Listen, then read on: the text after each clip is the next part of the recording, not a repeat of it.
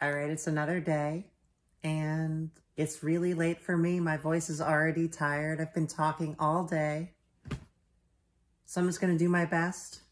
It's the only thing you can do. Today, we're going to be reading Horror Theory. For the whore, it is of extreme importance to be at all times stunning, both in appearance and intellect. As faithful deviants of femininity, we all have a certain responsibility to display a well-versed hatred towards everything pristine and bland. Little boys and girls need more examples of filth in their life, crazy, beautiful cunts to admire. They must learn what it is to want, to be whores incapable of holding in and repressing their emotions. Becoming whore does not mean anything, so put your fucking notebook down. We're strutting contradictions and we do not care.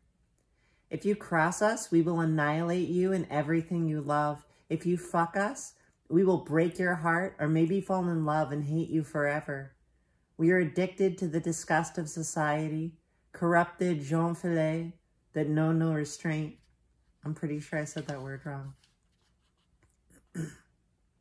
We want to destroy everything. In diamond-encrusted high heels, the violence of our desire tastes unlike any other bodily fluid. It's a poisonous venom that only the most masochistic of bodies can encounter and crawl towards for a second helping. We invite men in, waiting for the degradation that will warrant vengeance, and until then, we just shove their cocks in our mouths and swallow. Whatever. We gaze at our body's image in every reflection we find and can't help but fuck ourselves all day long because we are so incredibly beautiful. Our insecurities are displayed like sparkling gold crowns on top of our pretty heads.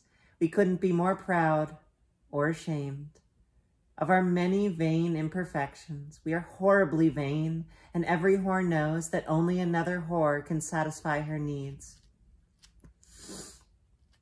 Whore is not a sexuality. Such a thing does not exist. Our orgasms are inseparable from our hatred, from our fashions and fears. Nothing makes us come that doesn't also revolt us in some way or another. We experience this world as an ugly little playground for our fantasies, and those dirty thoughts cannot possibly be contained within any designated arena of sex. Sex for us is turning heads, scraping knees, and pissing anywhere but a toilet. If you see a whore swinging her hips down a busy street, you may notice a furrowed brow while she mutters angrily under her breath. This is because you annoy her with your presence. Every insignificant body that brushes past her is at risk for her hatred. Hatred makes her erect. She wastes no time in forming assumptions about you based on what you're wearing. Your shoes are not fierce enough. Your walk is not sexy enough. Your eyes are not burdened enough. You are nothing compared to the beautiful people that hide in the alleyway waiting to mug you. Politics does not interest the whore. It is the whore, seduced by the incessant pain of living and dying and aching. She is simultaneously afraid of every little thing and fueled with the exhilaration of having nothing to lose. She thinks that to speak logically of this world is pure delusion. Rationality is an unnecessary indulgence typical of mumbling pricks. Attempted to define her context or articulate her existence is utterly futile. Absolutely nothing about her makes sense. The whore critically engages only with astrology, preferring the opinion of our sky's constellation over the utterance of some dying old white man. There's something ironic about that.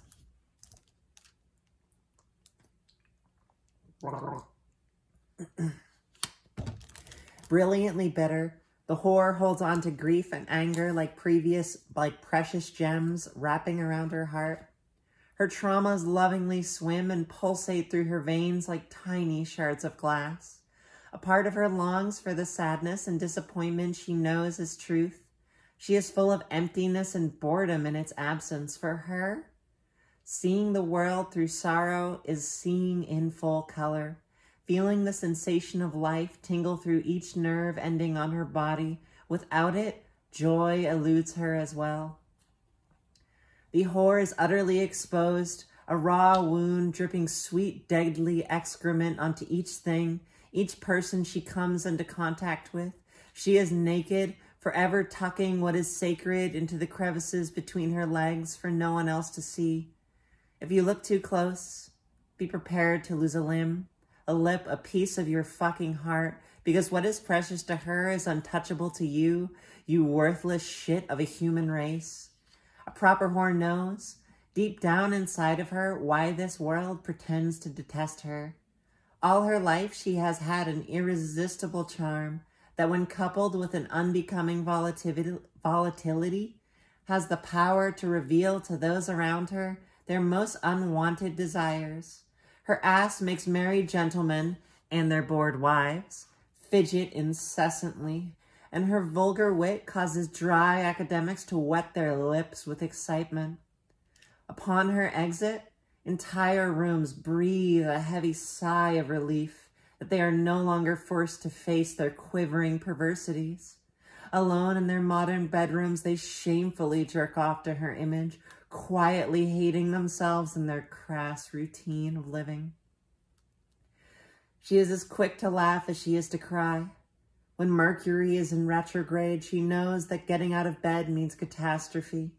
But even the fucked up alignment of the planets, working hand in hand with this mundane and despicable society, cannot stop her lunacy from being cast onto her surroundings and those around her. The circumstances which make her and fellow whores weep also create potent hysterics, and islands once isolated in insanity come together for a good laugh, and maybe a little revenge.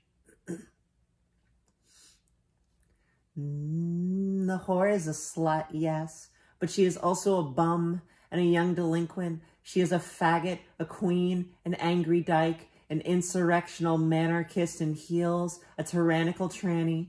She is everything and nothing, everyone and no one, glamorous in her many disguises and transparent in her filthy desires. She overflows with love for those spilling over with hatred, forever enchanted with the beauty hidden beneath this sterile economy of bodies. She enjoys nothing more than spitting on the face of humanity, laughing as her stinking spittle drips down pointed chins to make a satisfying splat on the dirty pavement beneath her feet.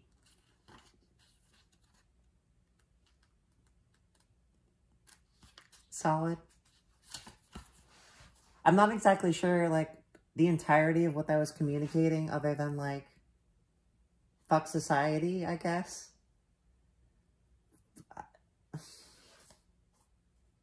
What was the point? What was the theory? I feel like I'm reading horror as, like, a lot of, like, queer anarchists I've met of, like, a certain stripe.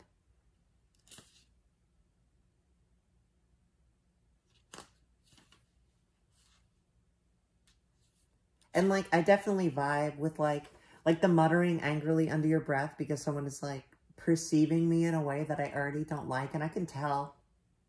Like, I'm not that fucking, like, I'm not that dumb. I'm no, like, social expert or anything, but, like, I'm not that stupid. I can see other people's reactions. I've been alive long enough.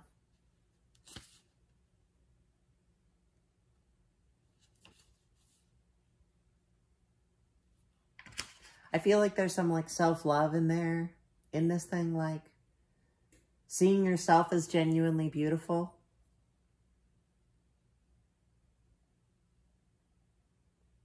I don't know, I feel like I got something from it, but I couldn't really explain to you what. Anyway, that's it for today. There's, like, another thing in here that is, like, letters to the editor, or what is it? Yeah, hostess, letters to the editors.